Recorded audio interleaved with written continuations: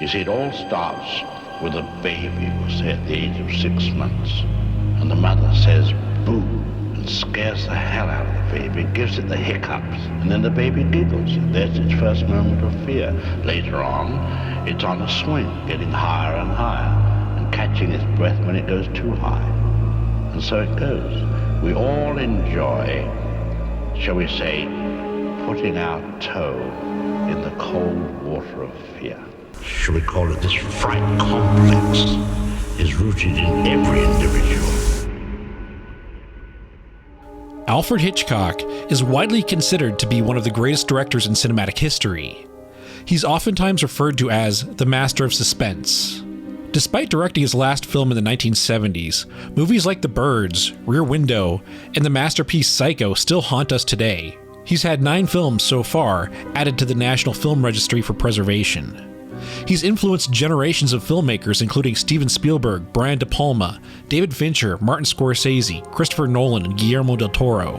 But posthumous reports of his behavior, particularly in this post-Me Too world, have cast a dark shadow over his legacy, particularly with the way that he treated his actresses. Tippi Hedren, the lead actress in 2 of Hitchcock's films, The Birds and Marnie, spoke about the sexual harassment she endured, as well as her claim that Hitchcock derailed her career when she spurned his advances. Audiences around the world were terrified by Psycho. His classic film Strangers on a Train has been a direct influence on entertainment, including such films as Gone Girl and Horrible Bosses, one of my personal favorite comedies. Can we still enjoy watching The Birds, knowing that Tippi Hedren was terrorized by actual birds and had to fend off advances from Alfred Hitchcock? I'm Lorne, and on Everything is Grey, we delve into the societal impact of artists and individuals who profoundly influenced our lives.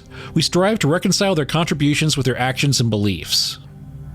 Alfred Hitchcock has long been known as the master of suspense. Some people may only be familiar with his more horror-oriented films like Psycho, The Birds, and Rear Window. But Hitchcock created 53 films over his career that spanned more than 50 years. Suspense is a more accurate term to describe the predominant theme of his work. His films encompass mysteries, spy thrillers, as well as horror. And Hitchcock pioneered many influential techniques to convey suspense, hence the moniker Master of Suspense. Not only were his films entertaining for millions, but he also changed the language of cinema.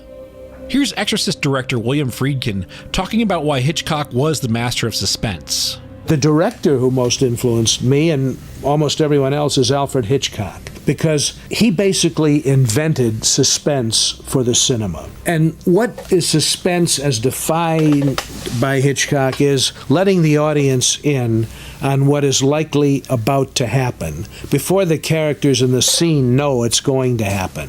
So the audience becomes aware of things before the characters do, and therefore the audience is rooting for the characters often to survive this catastrophe. To those of you out there who may want to go to film school or have a child that would like to go to film school, just watch the films of Alfred Hitchcock. That's all you need to know about how to make films. It's what I did. Typically, when we think of horror films, we're used to jump scares. Hitchcock avoided most jump scares and substituted the slow building of tension. For example, in the film North by Northwest, Cary Grant's character of Roger Thornhill finds himself at a rural bus stop in Indiana while waiting to meet Kaplan. The end result of the scene is Thornhill being chased by a crop duster attempting to kill him. The buildup of this scene lasts several minutes with no musical score underneath. The tension builds in the desolated environment with the cars passing by, a short conversation with somebody who gets on the next bus, while a crop duster is buzzing around in the distance. That's funny. What? That plane's dusting crops where there ain't no crops. After the bus departs, the plane commences the attack. This whole scene lasts 6 minutes before the attack even begins. Another example of this tension building is the awkward dining room scene where Janet Leigh's character Marion dines with Anthony Perkins' Norman Bates. The scene begins with a socially awkward conversation with Norman. The entire conversation builds this tension with his discussion of his mother. You can hear Norman complain about his mother's behavior. When Marion offers suggestions, you can hear Norman become very defensive of his mother. You know what I think? I think that we're all in our private traps, clamped in them, and none of us can ever get out. We scratch and claw, but only at the air, only at each other. And for all of it, We never budge an inch. Sometimes we deliberately step into those traps. I was born in mine. I don't mind it anymore. Oh, but you should. You should mind it. Oh, I do. But I say I don't. If anyone ever talked to me the way I heard, the way she spoke to you. Sometimes, when she talks to me like that, I feel I'd like to go up there and curse her and leave her forever. Or at least defy her. But I know I can't. She's ill. She sounded strong. No, I mean, ill. Why don't you go away? To a private island like you? I couldn't do that. Who'd look after her? She'd be alone up there. The fire would go out. It'd be cold and damp like a grave. If you love someone, you don't do that to them even if you hate them. Wouldn't it be better if you put her someplace? You mean an institution? A madhouse? People always call a madhouse someplace, don't they? They cluck their thick tongues and shake their heads and suggest oh so very delicately. She just goes a little mad sometimes. We all go a little mad sometimes. Hitchcock would sometimes use long takes to build the tension. This is notable in the movie Rope. During the filming of this psychological thriller, Hitchcock shot the entire film in 10-minute takes. The goal was to create a movie that unfolded in real time, much like we've seen in contemporary movies like the award-winning 1917 and Birdman. The movie was filmed in 10-minute takes because that was the length of a reel of camera film at the time. Rear Window, my personal favorite Hitchcock film, is a masterpiece in visual storytelling. Almost the entirety of the movie takes place from the apartment of L.B. Jeffries, portrayed by Jimmy Stewart, an actor Hitchcock used repeatedly to great acclaim. Jeffries, bound to a wheelchair from an accident, spends his time watching the courtyard and apartment building facing his own apartment's window. Not only is there a suspense that builds as Stewart's character observes and obsesses over the lives of those living in the building across the street, there are long scenes of Jeffries observing the apartment, which builds the voyeuristic tension. This film is a masterclass in visual storytelling. There's no lazy exposition, just an emotional investment in the characters that Jeffries observes from his rear window. You can hear Martin Scorsese talking about Rear Window here. There's no doubt, Rear Window is a film you could watch again and again also. Again, the story doesn't matter. You know all the facts, you know what's going to happen, you know the plot. But it's the way, I think, two things. Again, the way Hitchcock shows it, which means where he aims the camera, what he puts in the frame, how he moves it, how he doesn't move it, the use of color, and Jimmy Stewart's character, who morally is on the edge, you see. Should he be doing what he's doing? It's none of his business, you know? It really is none of his business. What kind of a guy is this? And he's our hero. You know, we have to go through with him. And I think that's something, again, that only Stewart could have pulled off. Now, you like him, because he's a very genial guy in the beginning of the picture, you know. But he goes off on some perverse trip, you know. It's very odd. Hitchcock also pioneered filmmaking techniques that would go on to influence generations of filmmakers. One of the most common techniques he pioneered is called the dolly zoom. The dolly zoom is prominent in his film Vertigo. It visually conveys the lead character's fear of heights and vertigo, the sense that objects are moving when they're stationary. Hitchcock achieved this technique by zooming in or out of the subject, while moving the camera backward or forward on a dolly, depending on the desired effect. The end result is a shot where the main subject is stationary, while everything else in the background distorts during the shot. Climbing the bell tower, we see this effect every time Stewart's character looks down while climbing the rickety stairs. This type of scene conveys a dynamic change in the subject, whether it be panic, fear, or some other mind-altering change. One of the most famous shots in which Hitchcock's dolly zoom techniques were used is in the film Jaws. This occurs when Roy Scheider's character, Police Chief Brody, is sitting casually on the beach when a shark attack takes place. The dolly zoom illustrates the fear that Chief Brody feels when a peaceful outing at the beach has erupted into panic and chaos. A more contemporary example is in the Apple TV Plus show Severance. Every time a character transitions between their work memories and their home memories, the show employs a dolly zoom to illustrate a jarring change in the character's mental state. In Pulp Fiction, when Uma Thurman's character, Mia Wallace, finds the heroin in Vince Vega's pocket and snorts it, thinking it's cocaine, Tarantino utilizes a dolly zoom to visually demonstrate the collapse of her mental faculties as she overdoses. This distortion of perspective is courtesy of the pioneering film techniques envisioned by Alfred Hitchcock. The infamous shower scene in Psycho was very innovative for its time. It's one of the most memorable killings in cinematic history. It brought the audience much closer to the violence. Rather than watching the events unfold from a distance, the viewers were brought in much closer. You never see any nudity. You never see the knife pierce the skin. All the violence is implied. It's just a series of unsettling close shots. You can hear Hitchcock talk about his techniques in this 1972 interview on The Dick Cavett Show. What your theory is of how to make a scene as scary as you did that? The average movie I think I've read is made up of about 600 separate shots. Would that be true? Well, the shower scene in Psycho, the knife never touched the body at all. It was just this fast cutting from one thing to another, the knife coming at the camera and so forth. Actually, the property people at the studio made me a lovely torso, and it was all tubed inside with blood. So that if you took a knife and stabbed this rubber torso, blood would spurt out immediately. But I never used it. It was all unnecessary because the cutting of the knife, the girl's face and the feet and everything was so rapid that there were 78 separate pieces of film in 45 seconds.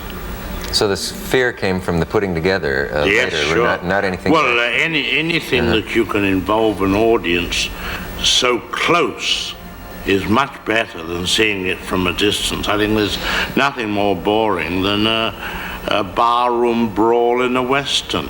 What do? Break up a lot of furniture and a lot of bottles on the shelf. But if you took the audience right in and got an impression of a face, a hand, an arm, and feet and everything, you'd involve the audience much closer with it. You can hear Janet Leigh talk about the shower scene here. We had censorship, and you could not show nudity, you could not show graphic violence, you could not show penetration of a weapon. So to get the suspense, it took a great deal of time. It took 7 days to shoot and over 70 setups, but it was built so carefully, constructed, and had a base brick by brick and built. And the suspense, what he did, and it takes a great deal of talent, is that he made the audience become part of the scene. He made them use their imaginations so vividly that by the time the crescendo comes, they swear, because they have created here, they swear they saw nudity, they swear they saw blood gushing out, and of course once you've created it in your own mind, you're never going to forget that. Another interesting take on that scene is described by Marley Renfro, who was the body double, talking about this scene with People magazine. Working with Mr. Hitchcock, he knew exactly what he wanted with every shot. Just about every camera angle was already on paper. But where we definitely had to do a second take is when Tony Perkins has pulled me out of the shower and has wrapped me up in the shower curtain. Well, he reaches down to pick me up, and he gets me up about 6 inches and lets me go because he didn't have his body, set to, because I was dead weight. So that was the second take on that. Then he takes me out and to dump me in the trunk. That was an uncomfortable one because they just had it was just metal at the bottom of the trunk. They didn't have a blanket or anything like that. So he dumped me in there, and to me it was a bang. Otherwise, I enjoyed working with him.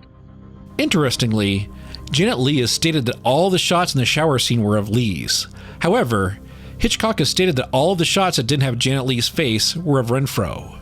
The psychological impact of that shower scene is similar to the impact from Jaws. After Psycho came out, many people were afraid to take showers.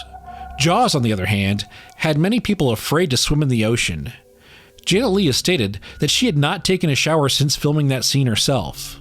Beyond his innovative film techniques, Hitchcock was first and foremost a storyteller.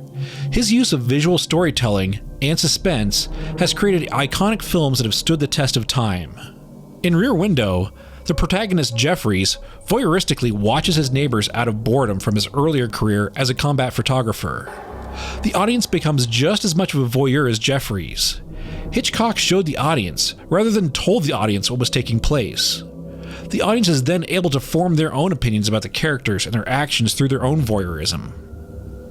In many films, the audience might know more than the protagonist at times.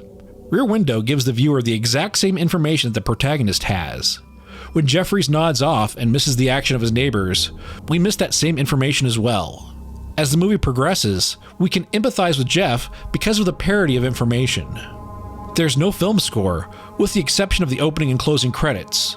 All the music that you hear is diegetic, meaning the music and sounds are heard by the characters as well. It comes from people listening to their radios or phonographs or playing the piano. This places the audience closer inside the mind of the protagonist. Throughout the movie, we can question, just like Jeffries does, as to whether he's right or wrong. A woman has a favorite handbag, and it always hangs on her bedpost where she can get at it easily. And then all of a sudden she goes away on a trip and leaves it behind. Why? Because she didn't know she was going on a trip, and where she's going she wouldn't need the handbag. Yes, but only her husband would know that. And that jewelry.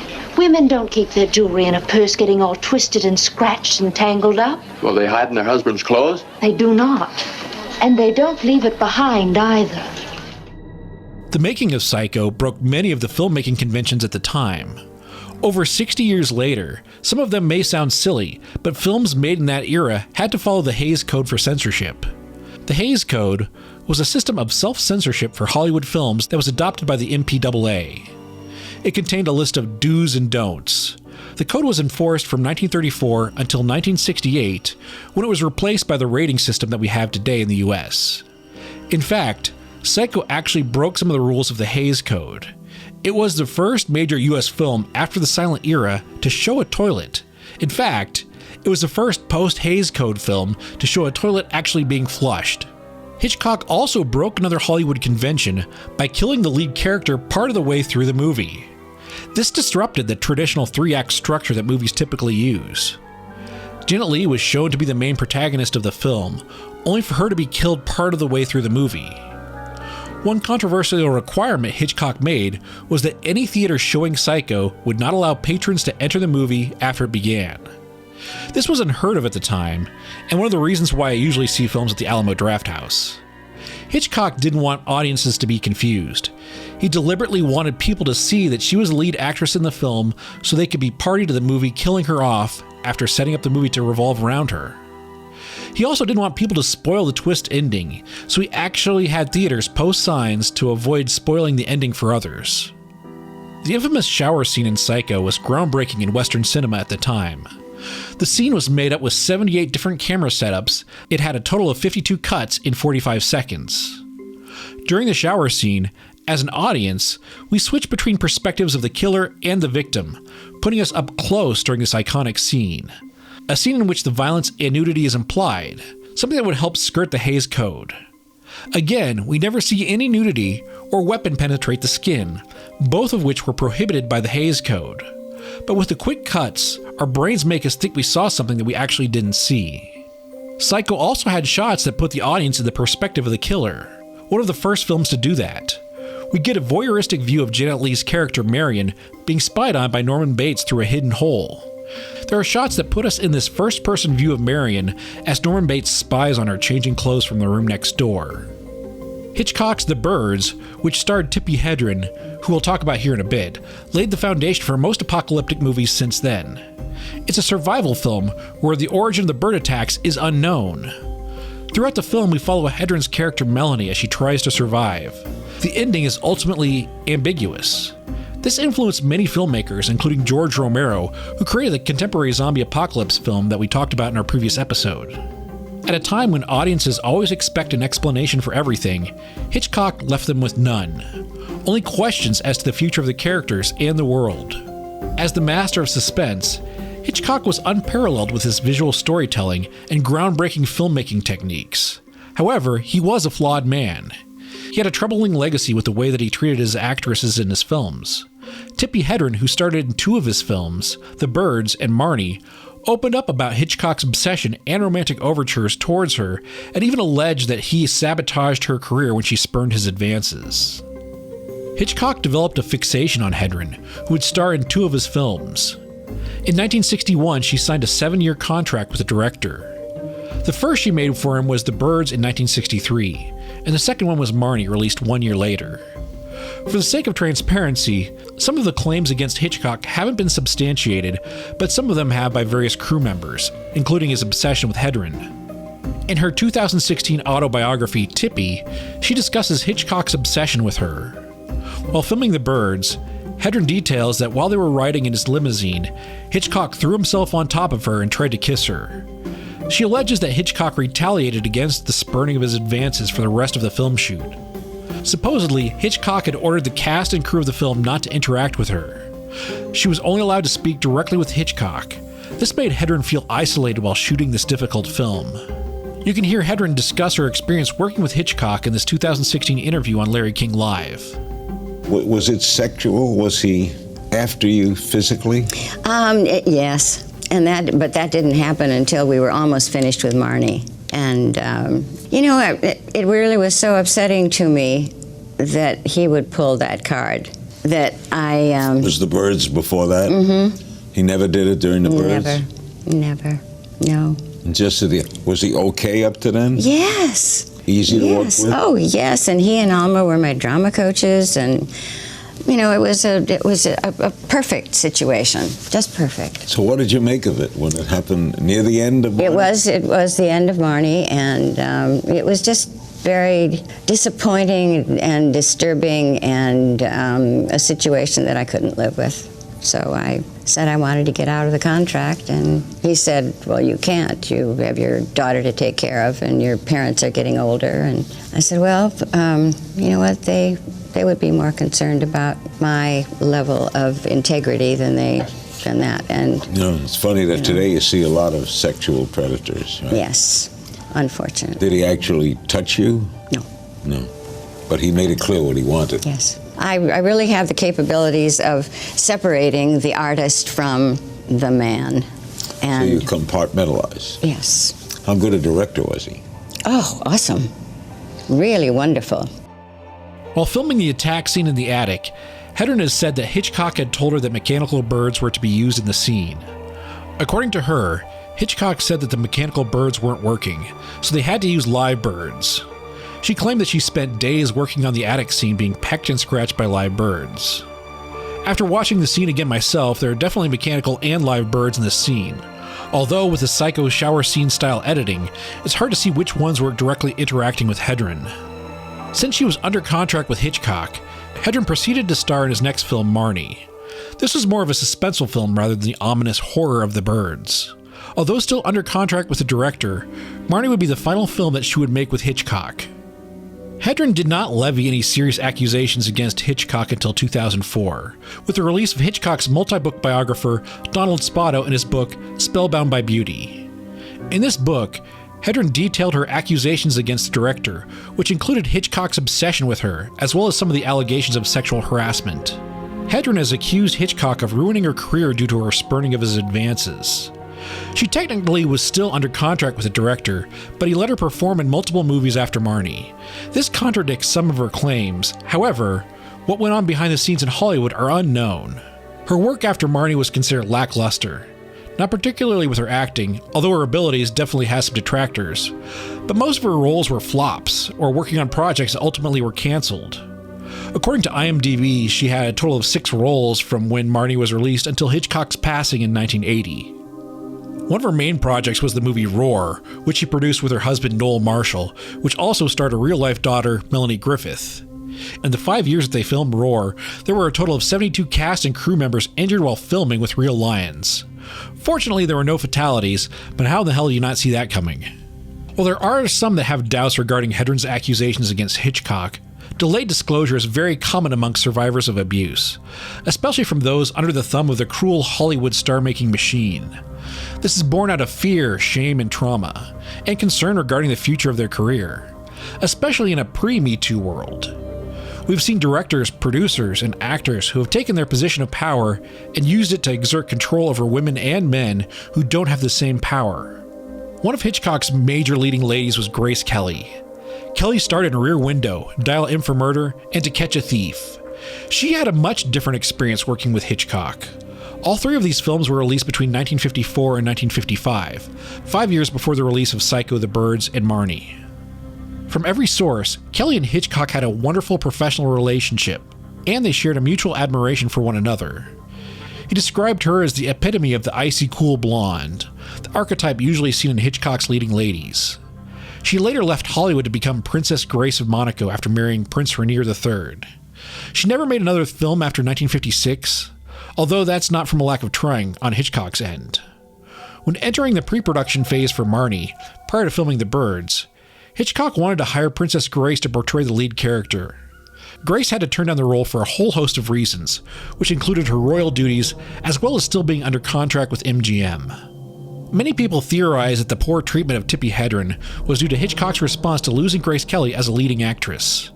Kelly ended her Hollywood career with nothing but admiration for the director. And then there's the actress that was treated somewhere between the way he treated Grace Kelly and Tippi Hedren. That was Vera Miles. You may know Miles for her portrayal of the sister of Janet Leigh's character in Psycho, who tenaciously tries to track down her missing sister. Vera Miles was set up to be Hitchcock's newest leading lady after Grace Kelly married Prince Rainier. Hitchcock had signed Miles to an exclusive 5-year contract. Her first film for Hitchcock was The Wrong Man in 1956. The film went on to be successful, and Miles received praise for her performance opposite screen legend Henry Fonda. However, Vera Miles fell out of favor with Hitchcock during the casting of his classic film Vertigo. Hitchcock had envisioned Miles as the leading actress in this film. However, Miles became pregnant and was no longer able to participate. Hitchcock went on to recast the role with Kim Novak, opposite another Hitchcock mainstay, Jimmy Stewart. She went on to film Psycho for Hitchcock in 1960, but their relationship drifted apart. While Tippi Hedren had plenty of bad things to say about working with Hitchcock, and Grace Kelly had nothing but glowing remarks working for him, Vera Miles had very little to say. In one of her rare interviews, she merely stated, "He was very exacting, very precise." In one of Donald Spato's Hitchcock biographies, he paraphrased quotes Miles as stating, "I don't have anything bad to say about Mr. Hitchcock. I really don't. But I also don't have much to say at all." One of the negative aspects of Hitchcock was that many actors found him to be psychologically manipulative and controlling. One of his most famous statements was that Hitchcock had once referred to actors as cattle. This was repeatedly brought up in interviews with the director in which he claims it was taken out of context. It has been brought up so many times that it's tricky to pinpoint the original statement. Printed in the September 1941 issue of Hollywood magazine, they printed what they referred to as a favorite quote from Hitchcock that states, "Actors are cattle. They should be treated as such." This comment would follow Hitchcock throughout the rest of his career, although he was never haunted by it. He would state that the quote was taken out of context. You can hear Hitchcock talk about it in this 1972 interview on The Dick Cavett Show, in which he applies his trademark dry sense of humor. You called actors cattle once in your career and offended a few of them. Well, I think at the time, I said, I was accused of calling actors cattle, and I said that I would never say such an unfeeling, rude thing about actors at all. What I probably said was that all actors should be treated like cattle.